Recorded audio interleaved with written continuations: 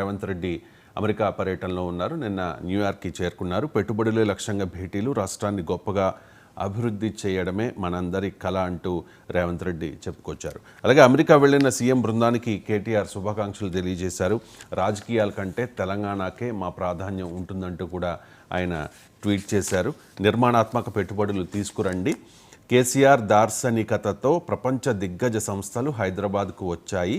అదే స్ఫూర్తితో సీఎం రేవంత్ బృందం అమెరికా టూర్ విజయవంతం కావాలి అంటూ బీఆర్ఎస్ వర్కింగ్ ప్రెసిడెంట్ కేటీఆర్ చేసిన ట్వీట్ని కూడా మనం చూస్తూ ఉన్నాం. సో 10 ఏళ్ల కాలంలో అంటే 2014 నుంచి 23 వరకు దాదాపు 10 ఏళ్ల కాలంలో కేసీఆర్ గవర్నమెంట్ ప్రపంచ దిగ్గజ సంస్థలతో మంచి సంబంధాలు కలిగి ఉంది. సో దాన్ని కంటిన్యూ చేయండి. మేము రాజకీయాల కంటే మాకు తెలంగాణయే మాకు ప్రాధాన్యం అంటూ కేటీఆర్ ట్వీట్ చేశారు.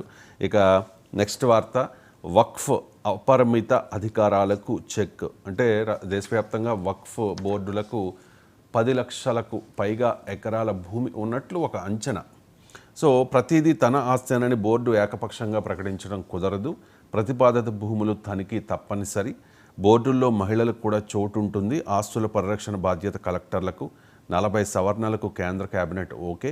ప్రస్తుత సమావేశాల్లోనే ఒక సవరణ బిల్లు తీసుకొచ్చే యోచనలో మోదీ గవర్నమెంట్ ఉన్నట్లుగా ప్రచారం జరుగుతోంది. వక్ఫ్ చట్టంలో పలు సవరణలకు కేంద్రం సమాయత్తమైంది. ప్రధానంగా కనిపించిన ప్రతి భూమి ఆస్తి తమదేనంటూ నియంత్రణలోకి తీసుకుంటోన్న వక్ఫ్ బోర్డుల అపరిమిత అధికారాన్ని కట్టడి చేయబోతోంది అని చెప్పేసి. సో వెంటనే అసదుద్దీన్ ఓవైసీ ఎంఐఎం అధినేత రియాక్ట్ అయ్యారు. వక్ఫ్ ఆస్తుల్ని లాక్కోవడానికి మోదీ కుట్ర చేస్తూ ఉన్నారు. ఈ వక్ఫ్ చట్టాన్ని సవరించడానికి ప్రయత్నిస్తోంది అంటూ ఓవైసీ ఆరోపించారు. ఇక తెలంగాణ వ్యాప్తంగా ఒక 11 యూనివర్సిటీల్లో గాడి తప్పిన వర్సిటీలు, 11 విశ్వవిద్యాలయాల్లో పడిపోతున్న విద్యా ప్రమాణాలు అనే వార్తను మనం సాక్షిలో ప్రత్యేకంగా చూస్తూ ఉన్నాం. 70% బోధనా సిబ్బంది పోస్టులు ఖాళీగా ఉన్నాయి. భర్తీ చేయడంలో రాష్ట్ర ప్రభుత్వాల నిర్లక్ష్యం. నెలల తరబడి వీసీల నియామకాలకే దిక్కు లేదు. బోధనేతర సిబ్బంది కలిపి మొత్తంగా 4500 ఖాళీలు ఉన్నట్లు అంచనా. విశ్వవిద్యాలయాల దుస్థితిపై దృష్టి పెట్టాలంటూ విద్యావేత్తలు సూచిస్తూ ఉన్నారు అనే వార్తను చూడొచ్చు. సాక్షిలో ఈ వార్తను ప్రత్యేకంగా ప్రచురించింది. ఇక ఆంధ్రప్రదేశ్ విషయానికి వస్తే మరో సర్కారీ హత్య అనే వార్తను సాక్షి బ్యానర్ ఐటమ్గా ప్రచురించింది. పోలీసులు సాక్షిగా టీడీపీ నేతల కిరాతకం. శ్రీశైలం నియోజకవర్గం సీతారాంపురంలో అతి దారుణంగా వైఎస్ఆర్సీపీ నేత హతం. ఎస్ఐ కానిస్టేబుళ్ల కళ్ళెదుటే సుబ్బారాయుడిని ఇంట్లో నుంచి బయటికి లాగి చంపిన వైనం అంటూ ఈ వార్తను చూడొచ్చు. అండ్ వెంటనే మాజీ ముఖ్యమంత్రి వైసీపీ అధినేత జగన్మోహన్ రెడ్డి రియాక్ట్ అయ్యారు. ఘాటుగా ఒక ట్వీట్ కూడా చేశారు. ఆ ట్వీట్ని చూస్తూ ఉన్నాం. ఏపీలో ముఠాల పాలన, వైఎస్ఆర్సీపీ అధ్యక్షుడు జగన్మోహన్ రెడ్డి మండిపాటు. రాష్ట్రం రాజకీయ హింసకు మారుపేరుగా మారింది అంటూ.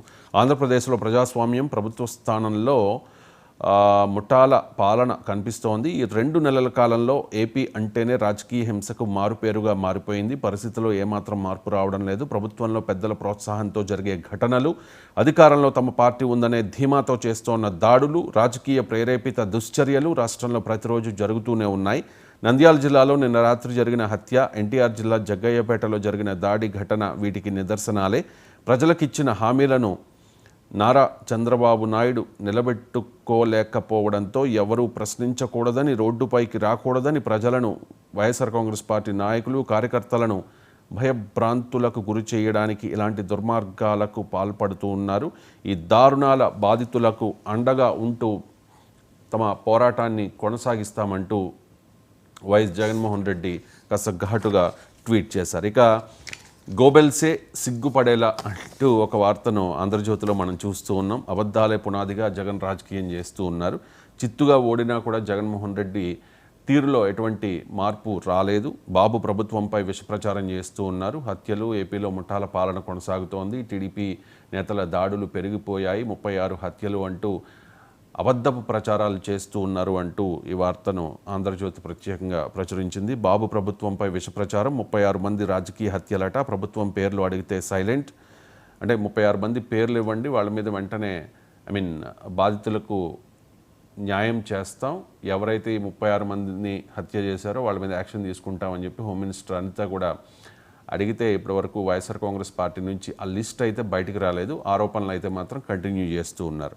ప్రభుత్వం పేర్లు అడిగితే సైలెంట్గా ఉన్నారు. ఇంకా ఎన్నెన్నో ఆరోపణలు. ప్రభుత్వం కఠినంగా ఉండాలంటూ ఉన్న టీడీపీ శ్రేణులు, చర్యలు లేకుంటే నష్టమని హెచ్చరిక.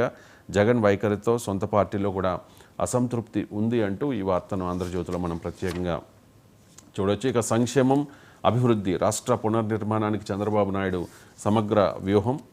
నేడు కలెక్టర్లకు దిశానిర్దేశం చేయబోతూ ఉన్నారు. కుటుంబంలో వ్యక్తి యూనిట్గా సంక్షేమ కార్యాచరణ, మౌలిక సదుపాయాల కల్పనతో గ్రామాల్లో పురోగతి, క్షేత్రస్థాయిలో వాస్తవానికే ప్రాధాన్యం, భజనకు దూరం, సమస్యలు ప్రస్తావించి పరిష్కారం కోరే వారికే ప్రాధాన్యం, సుదీర్ఘ మీటింగ్లు, లేట్ నైట్ సమీక్షలు బంద్.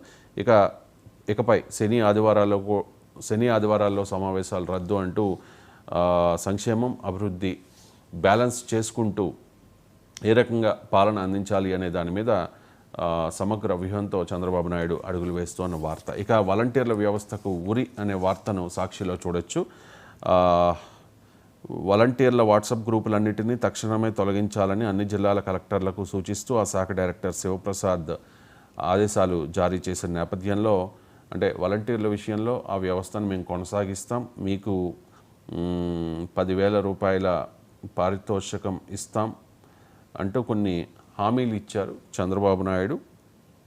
సో ఆ హామీలు నెరవేర్చకుండా వాలంటీర్ల వ్యవస్థకు ఉరివేసేలా ఈ ప్రభుత్వ విధానాలు ఉన్నాయి అనే వార్తను మనం సాక్షిలో చూస్తున్నాం. ఇక వైఎస్ఆర్ కాంగ్రెస్ పార్టీ నుంచి జారుకుంటున్నారు అనే వార్త ఈనాడులో చూడొచ్చింది. ఈ వార్తనే ఇప్పటికే పార్టీని వీడిన తాజా మాజీ ఎమ్మెల్యేలు కిలారి వెంకటరోసయ్య, ఆయన పొన్నూరు ఎమ్మెల్యేగా పనిచేశారు, 2019లో గెలిచారు. అలాగే 2024లో గుంటూరు పార్లమెంట్ సభ్యుడిగా వైసీపీ నుంచి పోటీ చేసి పెమ్మసాని చంద్రశేఖర్ చేతిలో ఓడిపోయారు. అలాగే మద్దాలి గిరి కూడా ఆయన పోటీ చేయలేదు, కానీ ఆయన కూడా పార్టీ నుంచి రిజైన్ చేసేశారు. అదే బాటలో మరికొందరు విశాఖ కార్పొరేషన్, కుప్పం, పొంగనూరు లాంటి మున్సిపాలిటీల్లో కూడా ఖాళీ అవుతోంది వైసీపీ అంటూ. అలాగే ధర్మాన ప్రసాదరావు, ఆయన ఒక 6 ముఖ్యమంత్రుల దగ్గర క్యాబినెట్లో పనిచేసిన వ్యక్తి. అలాంటి సీనియర్ నాయకుడు కూడా ఇక రాజకీయాల నుంచి తప్పుకునే పరిస్థితి, వైసీపీ నుంచి తప్పుకునే దుస్థితి ఏర్పడింది అనేది ఈ వార్త సారాంశం.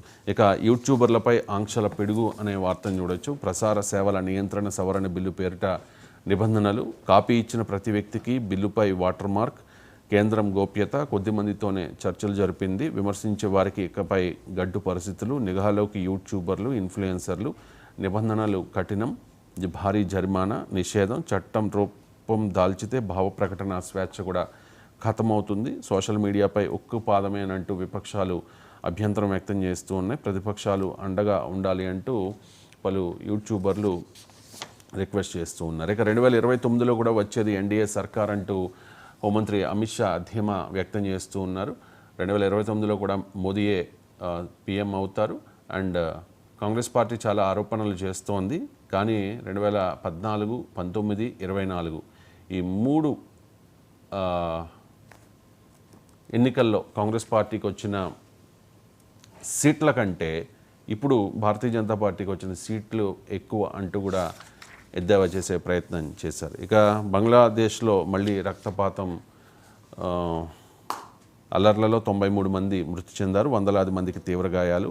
ప్రధాని షేక్ హసీనా రాజీనామా డిమాండ్తో విద్యార్థుల నిరసనలు, అధికార పార్టీ శ్రేణులు, ఆందోళనకారుల మధ్య ఘర్షణ హింసాత్మకమైంది. బంగ్లాదేశ్లో రిజర్వేషన్లకు సంబంధించి ఈ వివాదం కొనసాగుతోంది. ఇక 3వ ప్రపంచ యుద్ధం ముప్పు అంచున అనే వార్తను మనం చూడొచ్చు. ఇజ్రాయెల్పై కయ్యానికి కాలుదవుతోన్న ఇరాన్కు రష్యా, ఇజ్రాయెల్కు అమెరికా, యూకే అండ. అబ్రహాం కూటమి ఏర్పాటుకు నెతన్యాహు ప్రతిపాదన చేశారు. హెజ్బొల్లా, హైతీ, హమాస్తో ఇరాన్ ఏర్పాటు చేసిన ప్రాక్సీ నెట్వర్క్ను కూటమిగా ఏర్పడి దెబ్బతీసే యోచన జరుగుతోంది అంటూ. ఇజ్రాయెల్పై హెజ్బుల్లా విరుచుకుపడింది, డజన్ల కొద్ది రాకెట్లను ప్రయోగించింది మిలిటెంట్ సంస్థ. సో పశ్చిమాసియాలో ఉద్రిక్తతలు పెరుగుతూ ఉన్నాయి. ఇది 3వ ప్రపంచ యుద్ధానికి దారితీసే అవకాశాలు ఉన్నట్టుగా మేధావులు చెప్తూ ఉన్నారు.